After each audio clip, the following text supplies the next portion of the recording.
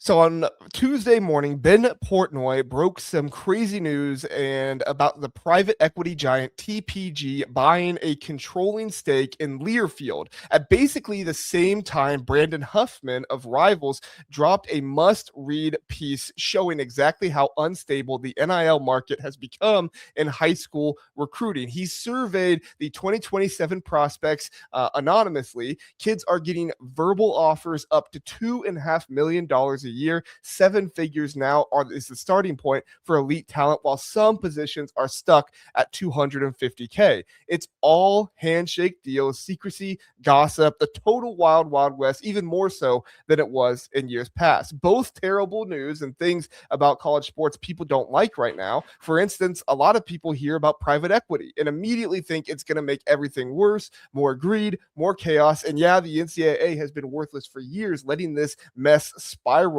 while giving the SEC every advantage in years past. But here's the thing: sometimes two things you hate could come together and make something worthwhile. I know it's crazy to think about, but sometimes it can happen. And that's what I think might happen here with private equity and the unstableness in the wild, wild west. You see, the ruthless efficiency of private equity could actually stabilize this NIL wild west instead of making it crazier. Look, I've got nothing against players making money. I've been vocal that the NCAA has been dead wrong for years, not sharing revenue, but now we're on the other side of it. Huffman's reporting shows how some 18-year-olds won't even talk to schools unless they're seeing at least $300,000 for a single season. With Learfield already running the Compass NIL platform and thousands of brand partners, TPG's capital and data-driven mindset will force real contracts, performance bonuses, and actual market value benchmarks. We heard that with the CSC, right? That wasn't actually happening.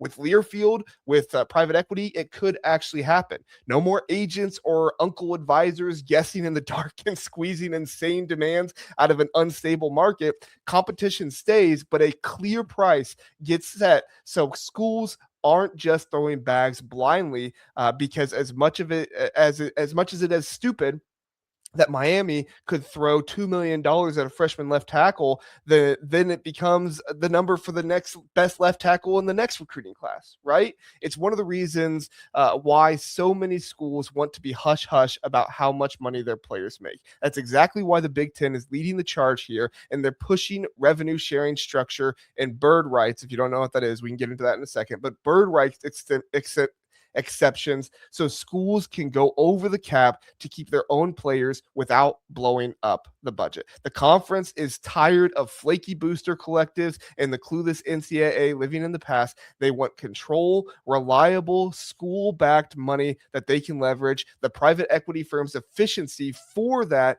turns athletic departments into pro-style franchises and finally stops the roster roulette. So, Zach, let me ask you this question in the chat. Let me know what your thoughts are as well.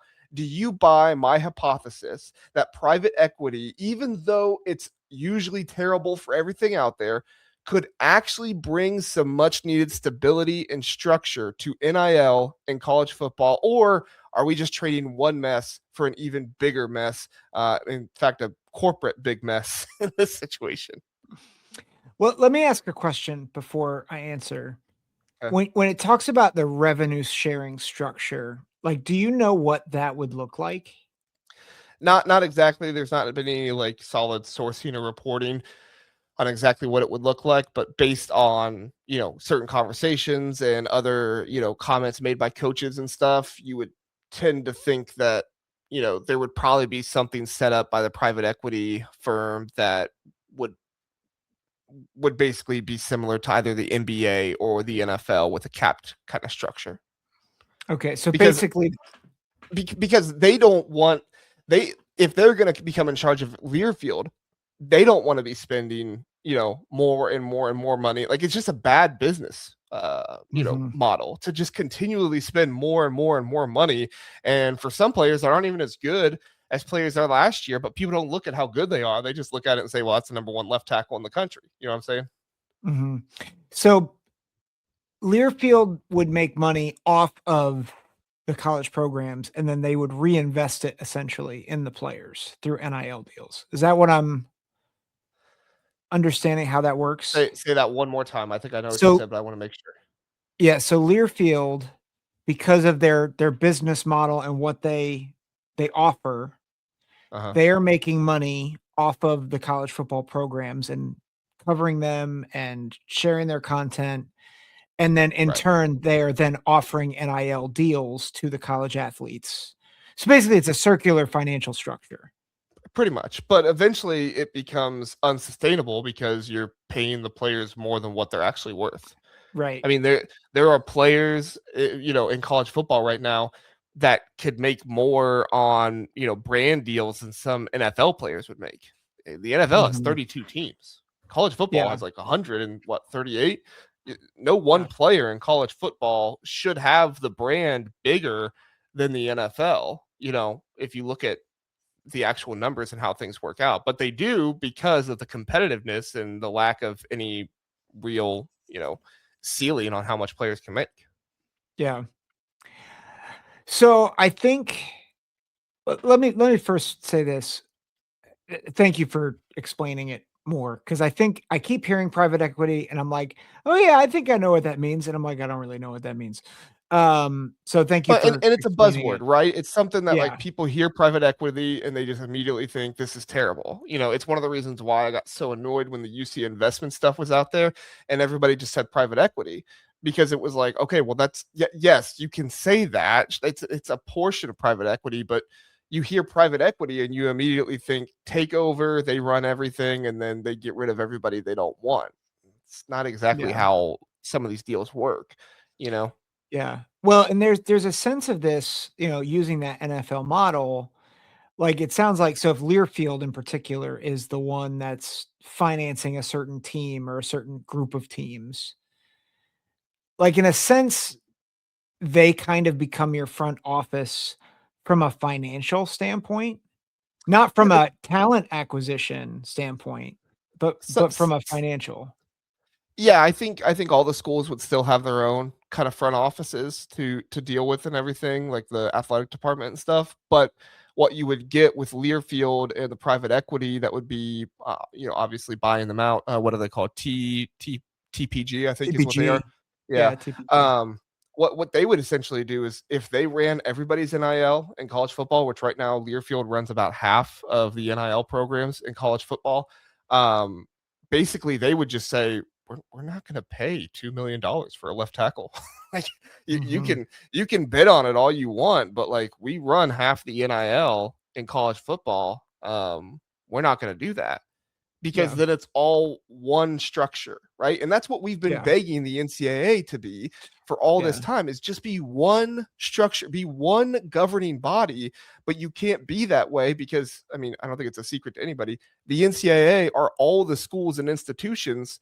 Well, you have schools that want rules. You have Maryland's and Wake Forest's and all these ones that want rules, but for as many of them as you have the Miamis and the Texas Techs and the Texas A&Ms who say, screw the rules, let's pay as much money as we possibly can, And Mhm. even Ohio State wanted to follow the rules. USC wanted to follow the rules, but they looked at it and they said it's not sustainable to follow the rules because nobody else is, and there Yeah. are no rules. Yeah, so I think here's where I'll start with my response then to like what this is. It's it is better than nothing, which I think part of your point is like nothing has been done to control or the things that are being done are taking too much time. Yeah. So like at least in the semblance of hey, this could actually regulate things. Mm-hmm. Like it's a step in the right direction. Um, at the same time, Notorious B.I.G. had a song called "Mo Money, Mo Problems." Yes, I am Uh, aware. I yeah, love that you just brought that up. Go ahead, continue. I'm a '90s kid, man. Uh huh. Uh huh. Yeah, yeah, the Mo Money. I can't quote it. I was gonna try to quote it. I'll look up the It's lyrics for not you. gonna work. Yeah. Be careful. May not be Oh, show appropriate. I'm sure it's not all, but we can. Not like I'm gonna bring it up on the screen or anything. Yeah, don't do that. Yeah, I just think though, and I think Max makes a good point. Like Yeah, if Max the got some really good comments. Bring up what Max is yeah, saying. private equity gets involved, they're going to make sure the bigger brands get placement because the private equity firms will make more money that way. It would be a headwind against smaller programs, which I think that's how it's been. But I think that it does weaponize it a little bit against smaller programs.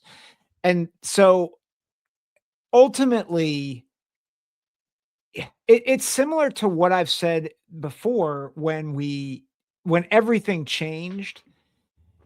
They changed methodology, but they never changed the structure the way it needed to with the methodology.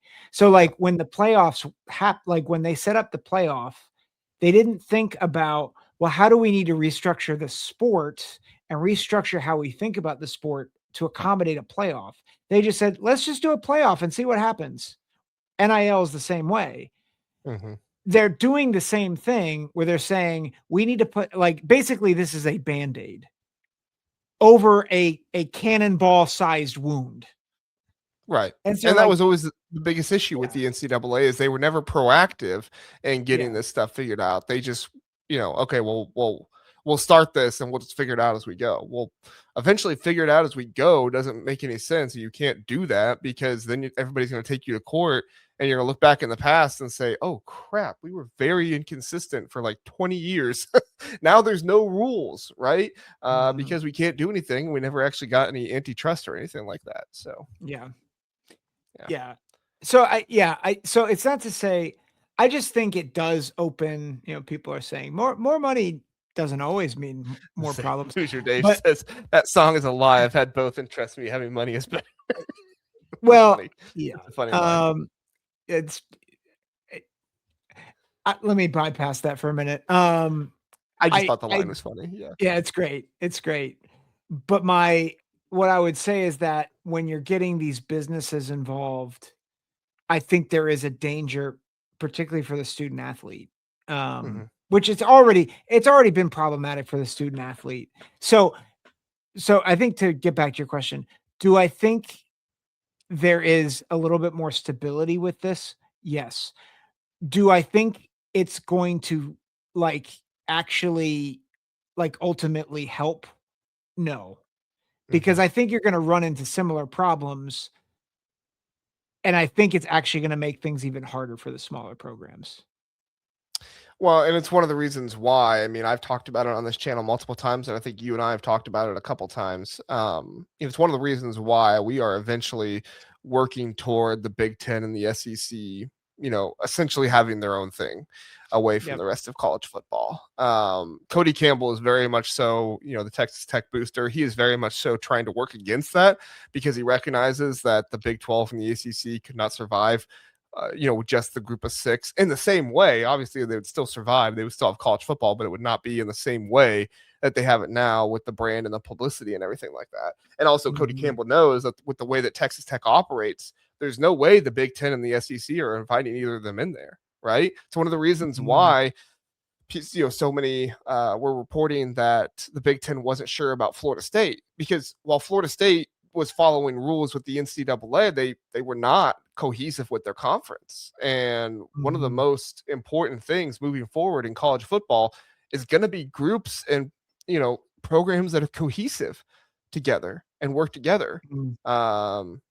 And there could be some arguments about like Michigan and USC with their UC investment stuff, but I don't think that would be anywhere near the level of what we've seen with other stuff. So I wouldn't even put them in that same category there. I think they just had a differing opinion in some ways. It wasn't exactly handled the best way, but overall, I look at this and I say, I'm with you. Like, this is not a perfect fix. Nobody is Yeah. saying like private equity comes in and everything's fixed and college football is better, but at this point everything is so bad. It's the wild west, and things are so tough that it's like you're just grasping for any type of Yeah. regulation at this point. Well, And you certainly can't let the NCAA regulate anything, because if they even do gain some power to try and regulate stuff, they're just going to let the SEC get away with stuff and hold the Big Ten to it. yeah. Well, and I think that yeah, I wanna be very careful because I'm not saying again, progress is progress. I think the thing that I keep advocating for is like we need to blow things up and like rebuild from the ground up, and that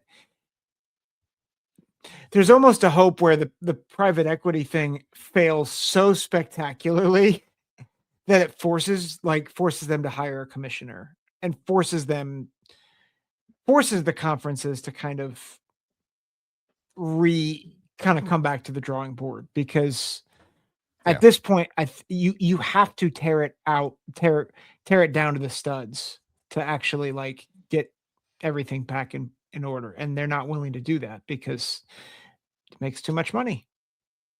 Yeah, yeah, exactly. Illini fan, I think it's Illini Bubba. I don't know why it doesn't do the names anymore. Says, I think two major downsides are all the ads and the ways it would make fans experience less college feel, plus PE would prioritize football and the money machine above all else.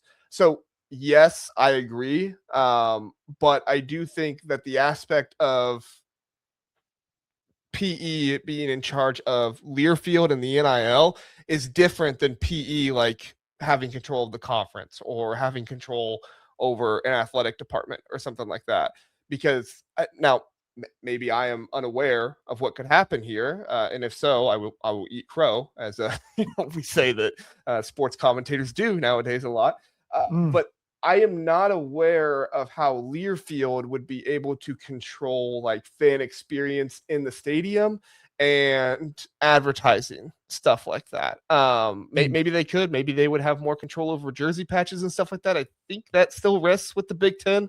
At least last time I looked into that, it did. But I could definitely see what you're saying there, Line but like there is definitely the possibility you get into that stuff.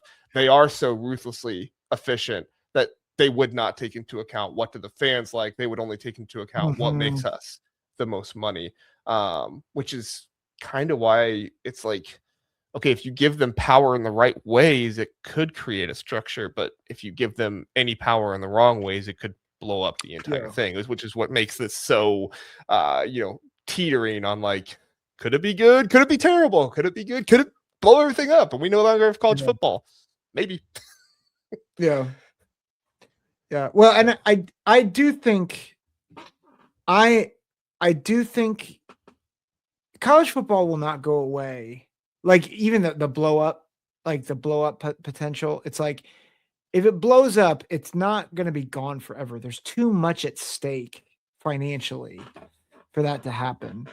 But like I just go back to where my heart goes, which is what about the players? Like, how are we making sure that the players are cared for, taken care of? Like they are the people that are like the main the main people we should care about in this sport. Mm-hmm. No, I totally agree. Line above says PE means they have equity in your school's athletic department. So they would have equity in Learfield, but not in the athletic department because the athletic department still has the option of if they want to work with Learfield or not, which I guess could be the, circumvention here is that schools could just stop working with Learfield, I guess. But I don't know how schools are going to be able to have enough NIL in today's day and age. And not work with a group like Learfield or what's the other one called? I think Sparkfly is the other one or something like that.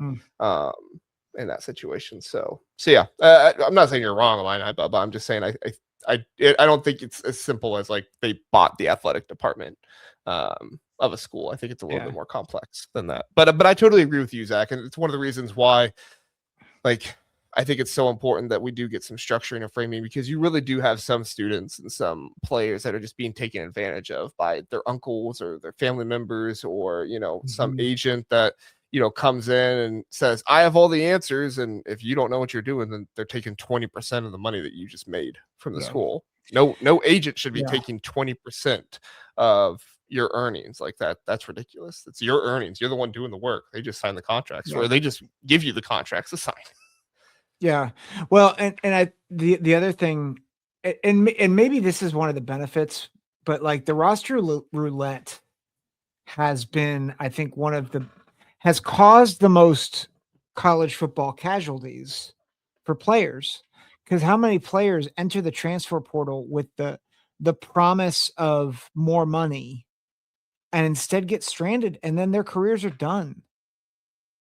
And so Yeah. like that's something like maybe this helps with that, but again, it's another issue with the current state of college football. And so we'll see. I do think that um the bird rights exception for Yeah, we them need to to talk go about over that. the salary cap for their own players actually is it's a real benefit. Mhm. Yeah, so if you're not aware what bird right exceptions are, it's essentially the NBA model where you have a salary cap and then you are able to go over that salary cap to sign your own players who are coming back. In college football right now, you have a lot of 2-year contracts that you would be able to sign, like Washington signed Damon Williams to come back. They wouldn't have to adhere to the cap or whatever, which is the Mhm. $20 million revenue sharing right now. You wouldn't have to adhere to that. You would have the ability to go over that, so that way you could sign Damon Williams, but you wouldn't be able to go over that to sign Cam Coleman or something like that, Mhm. right? Because he'd be somebody coming into the transfer portal. So, but you can't even get close to that nowadays because you don't. Who knows if the transfer portal is even going to work? Like somebody's going to test it at some point and try to get away with leaving the school and just going someplace else, like Xavier Lucas did. They Mhm. can say they're going to punish the coaches, but I mean, maybe. I don't know. The players have a whole lot Mhm. of power legally. So, Yeah. and who knows? Maybe a coach is willing to do that so he gets a really good player, because right now, Mhm. if you miss 3 games and you lose 3 games, you can still make the playoffs just about, especially if you expand it to 24 teams. Right. So, yeah. Anyway, any other thoughts on this or anything, Zach? That was only 2 topics in our show, but two pretty big topics, I feel like.